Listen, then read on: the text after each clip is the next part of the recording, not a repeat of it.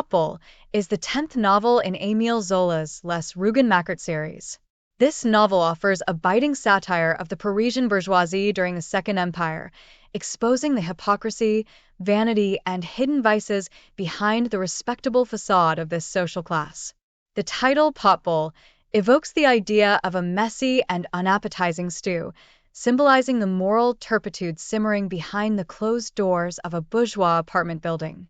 The story is set mainly in a bourgeois apartment building located on the Rue de Choiseul in Paris. Octave Mouret, a young, ambitious, and seductive man, the son of François Mouret and Martha Rougon, leaves his provincial hometown to settle in Paris. He finds work as a sales clerk in a large department store and rents a room in the apartment building. The novel vividly portrays the lives of the building's tenants, who, beneath a veneer of respectability, lead lives full of compromise, adultery, manipulation, and shameful secrets.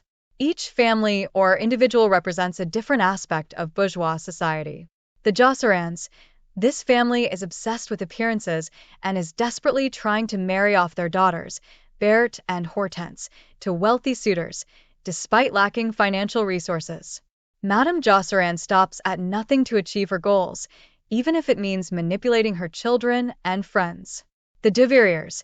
Monsieur de Verrières is a dull and hypocritical appellate court judge, while his wife, Clotilde, finds solace in religion to cope with her unfulfilling marriage. Their son, Auguste, is destined to marry Berthe Josserand, leading to an unhappy union. The Webers. Monsieur Weber, the building's owner, is a widower living with his children who also show different faces in private than they do in public. Octave Mouret, meanwhile, embarks on a series of romantic conquests, using his charm to seduce several women in the building.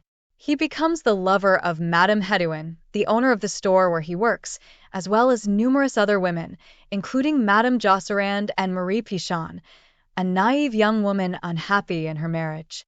The story unfolds against a backdrop of small betrayals and grand hypocrisies. Arranged marriages, infidelities, and petty calculations are the norm. The novel reaches its climax with the marriage of Berthe Josserand and Auguste Weber, a loveless arrangement that quickly proves disastrous.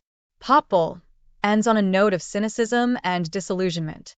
Life in the apartment building goes on, public appearances are maintained, but personal conflicts and dramas persist behind closed doors. After causing disorder in several households, Octave Mouret sets his sights on new ambitions, foreshadowing his rise in the next novel, Au Bonheur des Dames.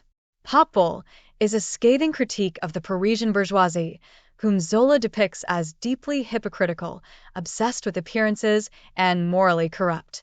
Through the residents of the apartment building, Zola exposes the false respectability of this social class, which hides its vices and weaknesses behind a veneer of propriety. The novel's title, Bouille, refers to the messy stew of leftovers, symbolizing the jumbled and unappetizing mixture of lives and morals among the bourgeoisie. What appears orderly and respectable on the surface is, in reality, a chaotic mess of repressed desires, frustrations, and manipulations. The character of Octave Mouret serves as a vehicle for this critique.